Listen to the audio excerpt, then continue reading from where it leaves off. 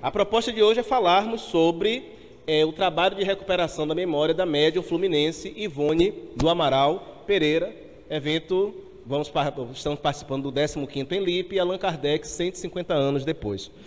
E aí a gente vai entender um pouquinho aí que por que falar de Kardec, de certa forma, implica aí com a história de Ivone Pereira.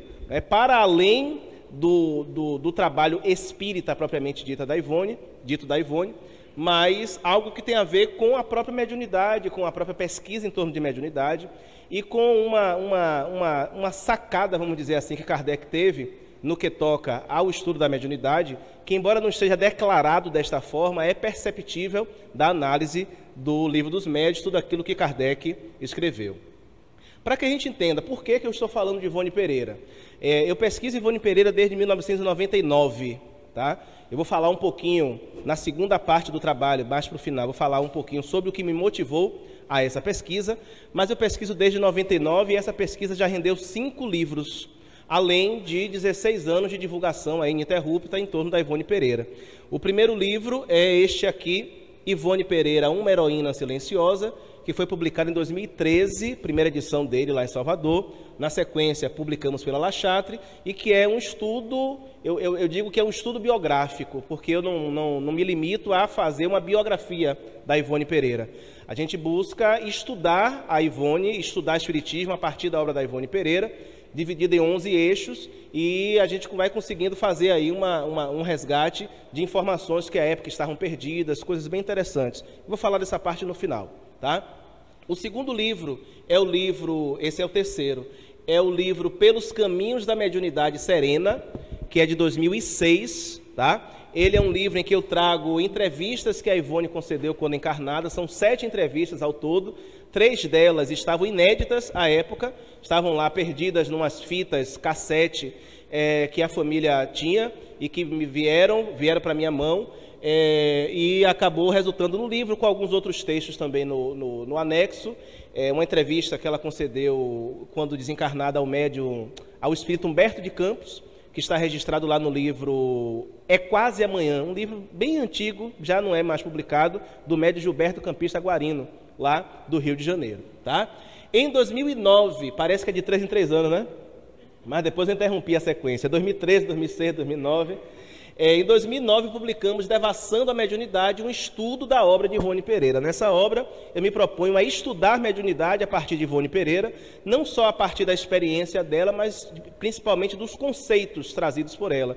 Eu me baseio em Devassando Invisível e Recordações da Mediunidade, são as 2 obras, vamos dizer assim, seminais que vão nortear o livro, mas outros conceitos de obras como A Luz do Consolador, Dramas da Obsessão e outros escritos dela também vão figurar aqui neste livro, nesse estudo da mediunidade na obra de Ivone Pereira. Em 2016, trouxemos 60 anos do Memória de Suicida. Nós publicamos Ivone Pereira Entre Cartas e Recordações. A Ivone escreveu muitas cartas quando encarnada e ainda existem muitas por aí espalhadas, e eu consegui reunir 68 delas. De alguns amigos, como Domero de Oliveira, mais de 40 cartas que ela escreveu para ele entre 1963 e 1983, que é a última carta que está lá registrada. Dora Encontro e outros amigos também, eu reuni esse material e 45 cartas compuseram esse livro Entre Cartas e Recordações, que tem inclusive algumas revelações interessantes aqui sobre os Almino Zimmermann. Já contando fofoca, né? Ninguém nunca me pediu segredo. Tem uma carta dela em que ela faz referência aos Almino Zimmermann, dizendo que ele era personagem de um de seus livros. Que ele fora personagem de seus livros. Aí a gente que fica atento às coisas, né, não deixa passar nada, e médium espírita também é meio fofoqueiro, né? Aí eu lembrei que a Dora Encontro tinha me falado uma certa feita, que em conversa com ela, na casa dela, lá do bairro do Meia, no Rio de Janeiro, na casa da irmã, ela tinha dito que o personagem do livro, Amor e Ódio, o Gaston de Saint-Pierre, vivia em Campinas e era juiz. E que tinha filhos, que tinha colocado nos filhos nomes espíritas, ou seja, nomes de personalidades espíritas. Aí, quando eu li na carta a informação que Zalmino era um personagem do livro dela, eu fui casando as coisas. Aí entrei em contato com o Oceano Vieira, Perguntei assim, Oceano, o Zalmino teve filhos? Teve. Quantos? Tantos. E qual o nome dos filhos? Tem um que chama Alain, tem outro que chama Sheila, tem outra, né? André Luiz. Aí pronto, né? Juiz, que ele foi desembargador, desencarnou como desembargador, e se encaixava tudo direitinho na história, né? Com um detalhe. Ela conta em uma de suas obras o encontro dela com Chopin, Victor Hugo e o espírito Gaston em 1931. Ele já estava se preparando para reencarnar. O Zalmino nasceu exatamente no dia 3 de outubro de 1931. Né? Então, curiosamente, de uma família de judeus nascendo na data do nascimento também de Allan Kardec. Curiosidades, né? E em 2017 publicamos a 5ª obra sobre a Ivone Pereira, que é Tuti, a Menina Médium, Ivone Pereira para crianças, uma obra em 28 quadros em que eu conto a história dela para o público infantil. Tá? Então, por enquanto, são essas 5, tem outras obras da ideia, né, outras obras no pensamento, para serem escritas sobre ela. E a gente pode se perguntar, sim, dentro dessa questão, né? Por que estudar, ou por que estudarmos a vida dos médiuns, né? Qual é o interesse que isso tem? Eu acho que em Kardec a gente vai entender bem isso, em O Livro dos Médiuns em especial, por algumas questões. Primeiro, o Livro dos Médiuns ele materializa o que eu chamo de teoria geral da mediunidade. A gente poderia, ou teoria espírita da mediunidade, poderíamos falar assim, talvez fosse melhor. Uma teoria espírita da mediunidade e uma prática espírita da mediunidade. E por que eu faço questão de caracterizar como espírita? Para que a gente não tenha a pretensão de achar que o nosso discurso é o discurso. O Espiritismo tem um discurso sobre a mediunidade. Ele tem uma teorização sobre a mediunidade e uma visão prática da mediunidade. Tá? Uma teoria que nasce da prática e uma prática que pode nos proporcionar outras tantas teorias. E na verdade, é o que a gente vai fazendo aí com as pesquisas, com os estudos, com as buscas que vão sendo realizadas. E o Espiritismo, ele tem uma teoria espírita da mediunidade centrada na observação. Falávamos disso hoje pela manhã. O trabalho todo de Kardec de observação, de deduzir de fenômenos aparentemente insólitos, como das mesas girantes, das mesas falantes, todo esse conhecimento, né, toda a filosofia, toda a proposta espírita que nós conhecemos. Então o Espiritismo tem um olhar diferente. E eu marco bastante isso pelo seguinte: a gente não pode ter a pretensão de ter o discurso, nem achar que o nosso discurso é o melhor discurso. Tá? A mediunidade não é propriedade do Espiritismo, o Espiritismo não descobre mediunidade, desde que existem pessoas, homens encarnados, há mediunidade. Agora, nós temos uma forma de pensar, de entender, pelo menos em tese, né? Na maioria das vezes as coisas vão acontecendo sem muita reflexão, sem transformarmos a prática no que o espírito Samuel Bulamarque, através de um médium baiano chamado Lindomar Coutinho, vai chamar de experiência positiva. O que é que ele chama de experiência positiva? É a prática que se transforma em conhecimento porque é refletida, é analisada, é amadurecida. Né? A gente não tem isso, infelizmente, de forma muito clara. O Kardec faz isso. O Kardec passa da parte da observação, reflete, analisa, a partir dali deduz uma série de coisas e, consequentemente, amadurece o conhecimento no ato da observação. E que coisa interessante, né? Só foi possível a Kardec observar e aprender e deduzir o Espiritismo através da mediunidade graças à observação dos médiuns. Então, o médium, ele, na verdade, ele não é apenas intermediário dos espíritos, ele é intermediário da própria mediunidade. Não existe a mediunidade como objeto de estudo destacado da pessoa, do indivíduo. Né? Por mais que o observador, na observação, possa influenciar o objeto, e eu não posso dizer que a mesa tem uma existência por si só, e a gente poderia falar de muita coisa aí, mas a mesa é um objeto distinto de mim. Né? Distinto da minha figura. Eu não tenho como estudar mediunidade assim como um objeto separado das pessoas, dos indivíduos. A mediunidade existe na existência humana. A mediunidade ela é veiculada pelos próprios médiuns. Só existe mediunidade porque há médiuns. Os médiuns, portanto, são veículos, são intermediários da própria mediunidade. Então, só dá para aprender sobre mediunidade estudando médiuns, observando os médiuns e aí tendo aquela sacada de Kardec. É ser capaz de observar os médiuns em suas peculiaridades, porque cada um tem a sua singularidade. Ivone Pereira diz assim, que faculdade mediúnica é feita em impressão digital, cada uma é uma e nenhuma se repete. Mas apesar das singularidades, há o comum, às faculdades mediúnicas. Há o comum à mediunidade. Eu acho que essa foi a grande contribuição de Kardec. Kardec toma contato lá com os fenômenos em março de 1855, me corrijam os que têm as datas mais precisas na cabeça. O Livro dos Médiuns chega em janeiro de 1860, não é isso? 1861, atrasado, mas chegou, antes tarde do que nunca, né? E são 5 anos e 10 meses de observação de Kardec, para chegar a este livro que ainda hoje nos inquieta, porque eu não tenho um dia que não volte a ele para não lê-lo de outra forma, para não perceber nas entrelinhas aquilo que eu não tinha percebido antes. E Kardec consegue chegar àquela teoria geral graças à observação dos médiuns, observando médiuns, pessoas, estudando, portanto, os indivíduos. Por isso é importante estudar os médiuns. A mediunidade ela é veiculada também pelos médiuns. Os médiuns também são médiuns da própria mediunidade. E apesar disso, a mediunidade se individualiza e se singulariza em cada médium. Não há um médium igual ao outro. Eu posso ter 100 médiuns de psicofonia, ou médiuns falantes, como propõe Kardec, serão 100 médiuns, cada um à sua forma. Cada um com suas peculiaridades, cada um com seus matizes. E, já que é assim, é preciso que, em cada experiência mediúnica, eu possa, com a observação, com o cuidado, com o olhar atento, aprender o que de especial ela pode nos trazer.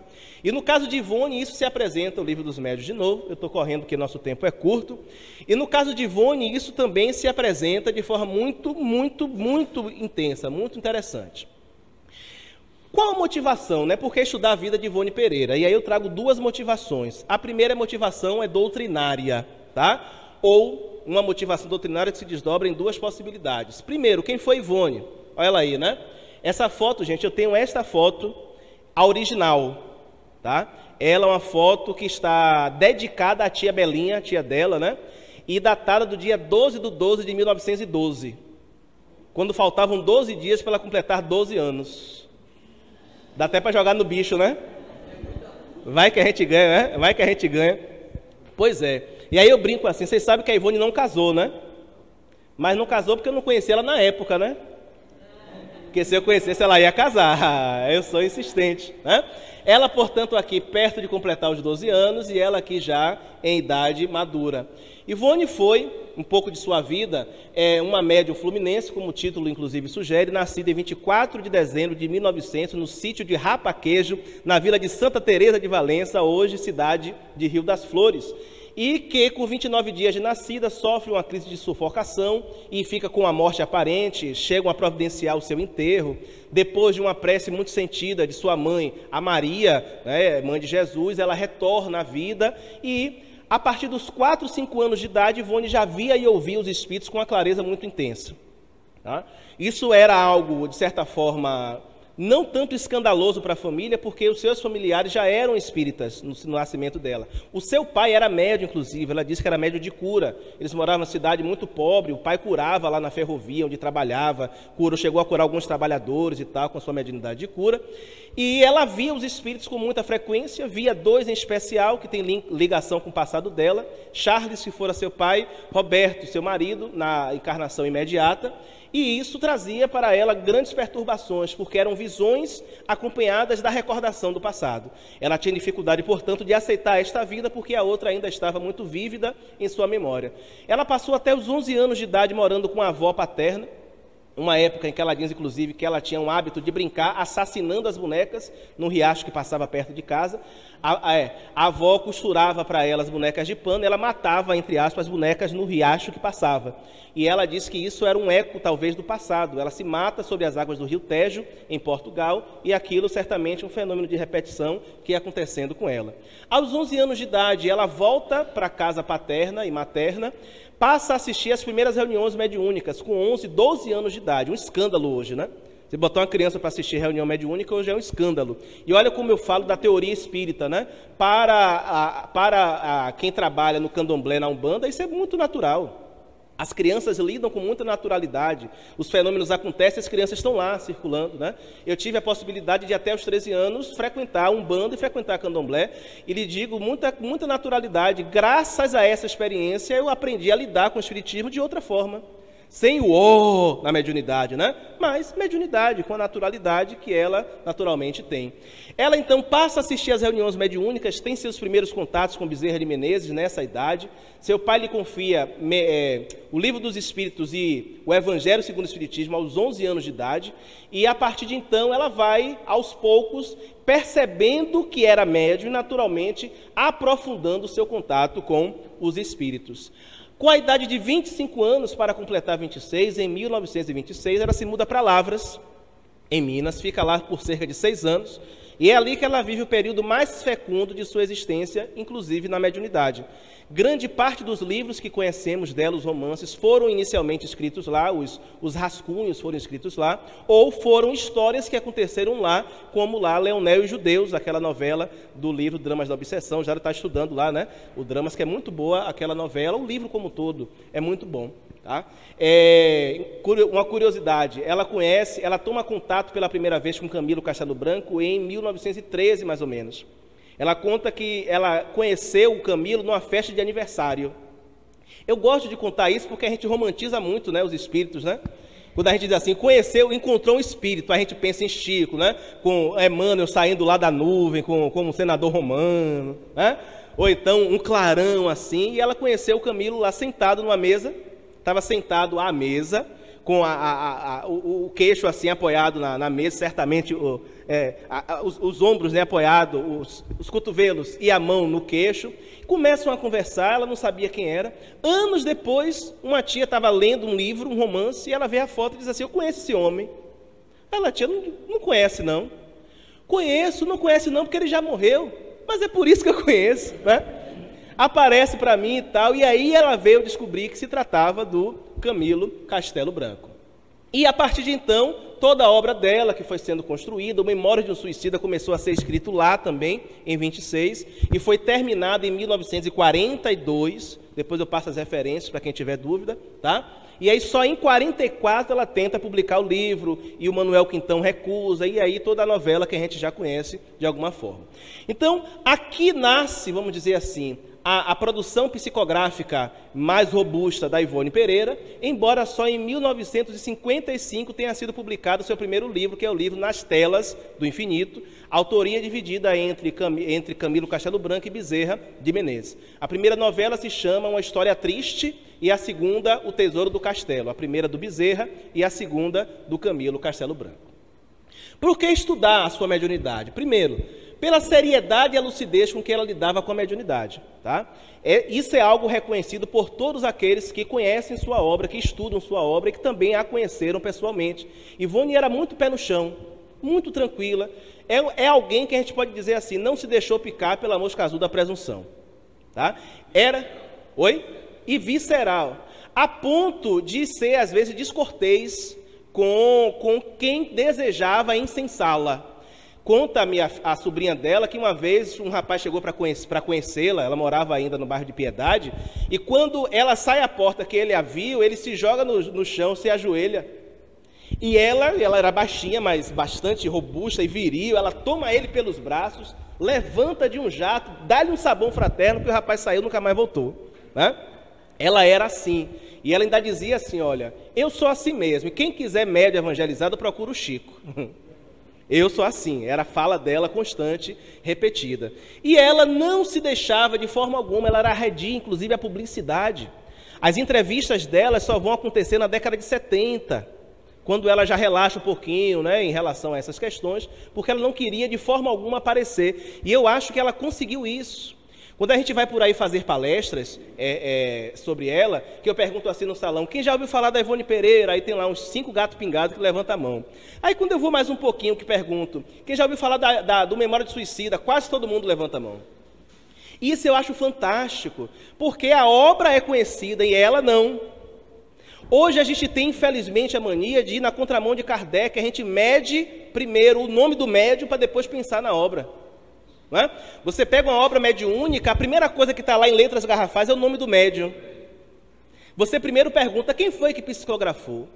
Eu chego nos lugares para fazer palestra sobre os livros e tal, e as pessoas perguntam assim, é psicografado? Com um sorriso no rosto. Aí quando eu digo não, foi trabalho de pesquisa, tá certo. Né? Aquela decepção, né? aquela decepção, poxa, mas eu queria um psicografado. As pessoas são assim. A Ivone tinha essa lucidez, essa seriedade, não se prestava a quimeras, e isso está expresso no livro, mas no que toca ao fenômeno, a sua mediunidade apresenta características singulares, que nós podemos chamar de complexo mediúnico. Aliás, uma expressão de Valdeir Bezerra de Almeida, no livro A Complexidade da Prática Mediúnica, lá pela FEB, que ele diz assim: o que é um complexo mediúnico? É um conjunto de caracteres psíquicos não encontráveis na maioria dos sensitivos.